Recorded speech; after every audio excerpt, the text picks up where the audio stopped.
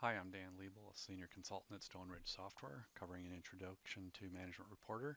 In this session, we'll cover security, calculations, and other options. We'll start this last session off by talking a little bit about security, which I've mentioned a little bit in other areas, but as far as security in Management Reporter, there are roles in Management Reporter, but the security is assigned in AX. So we'll kind of discuss a couple of the roles. I've got a slide here with a table that that shows what roles equate to what management reporter roles. So let's talk a little bit about the administrator. The administrator has full rights in management reporter, as you would expect. It's generally a user under which the server install has occurred, and it is often assigned to IT or a higher level finance position. So the designer has the ability to design reports, rows, columns, and trees.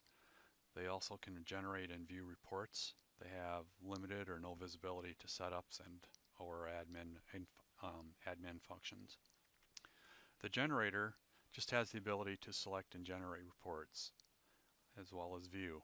So they do not have the ability to create a report or make any edits to rows, columns, trees, or reports. The viewer is just that. The viewer can only view previously generated reports. So you would have to be an administrator or a designer or a generator in order to generate the reports, and then the viewer would be able to view them. And with respect to AX, the designer falls under, I won't read all of the roles, but the designer has the listed roles. Management, accounting manager or supervisor. The administrator is the security administrator. The generator has a number of roles that are assigned to it that can do it. And then the viewer, you would have to create your own role to view that, and this is the AOT name that you need to grant access to for the viewer. One last item to note, if you're looking for the table with these roles, it is inside the guide. It's the Dyn AX Data Prov Inst guide. So the AX Data Provider Installation Guide. On page 15, you'll find this table in that manual. The next thing I want to talk about is some common calculations that are utilized. So first, to do that, we'll need to go to a row. Let's go back to that row we were working on if you were with us on the earlier sessions on rows. And that's the CBR, which stands for Change Base Row. I kind of mentioned it there, but to put it into actuality or into use, the CBR row is where you want to put or calculate a percentage based on a specific number or numbers. The CBR can be done once on an income statement or a balance sheet. It can be done multiple times. So for example, on this income statement, I've got the CBR based on 280, which is the total revenues, and that's the beginning of it, so the first sales number, and then if I go down to look for the next CBR, that will be the end of that CBR or calculation range. So that's at the very end of the report. So every number on that income statement is going to be based on as a percentage of your total revenues. I have seen it used where people break it down into the different sections. So of the revenue areas, we could put the CBR after total revenues and see what percentage is sales, what percentage is other income, what percentage is project revenue. Under expenses, in this, I've even seen it under cost of goods sold, although there's only one line here, so that would not make sense. But under expenses, it could also be here where all of your total operating expenses, what percent are manufacturing and vehicle and personnel expenses, or selling and advertising, for example. That'd be another way to utilize it. So that's how that CBR would work. Let's move on to totaling columns, another option. So if we close our row and go to the columns, let's pull up this 3-year quarterly trend, for example. So in this situation, it's got a previous 3 years, and it's a quarterly trend, just to kind of see quarterly how the income statement is trending on a quarterly basis for the previous 3 years. So the way it does that is in the period range, if you remember, you could do a range of periods. So they've got 1 to 3, or January through March, April through June, July through September, October through December, repeated for the previous 3 years. And then they've gone down and listed the year as base, and then base -1, base -2, as an example of how you can do that with quarterly and get a trend that way to see how things have progressed. It's a good way to do comparisons.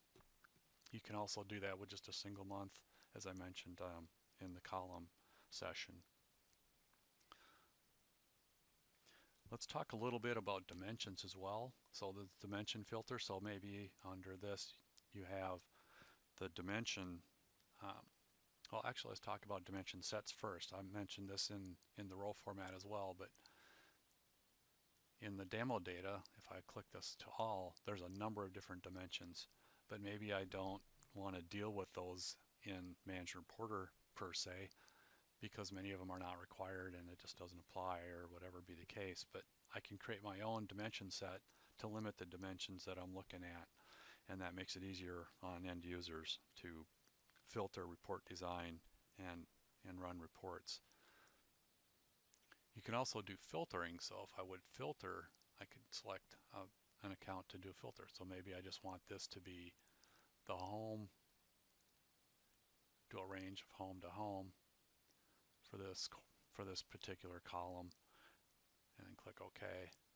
So then that fiscal Q1 or that first column would only show the home business unit numbers. So that's just one way to utilize it. A couple other things that we'll talk about is report groups. I don't have any set up here in the demo data, but if I wanted to click a new report group, I could double click on that. And you can list all of the, I guess there is one it's listed here. This new report group is actually a group.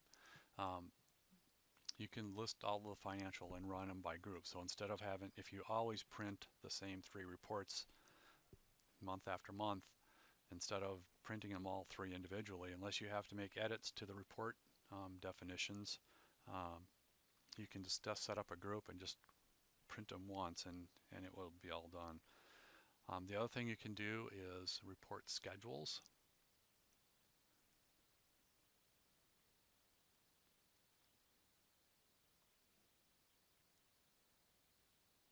So I can create a new report schedule and just have it scheduled for a specific time. Do I want to repeat it monthly, daily, weekly? Maybe departmental income statements you do on a weekly basis. You can schedule those instead of have to go in and manually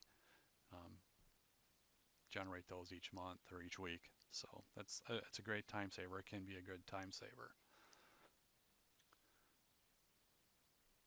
Last thing that I want to mention is this 3-year quarterly trend.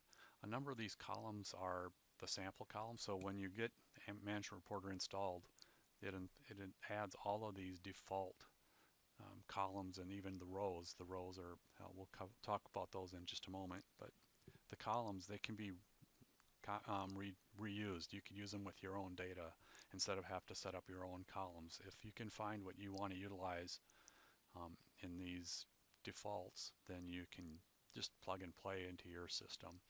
And the same kind of applies to rows.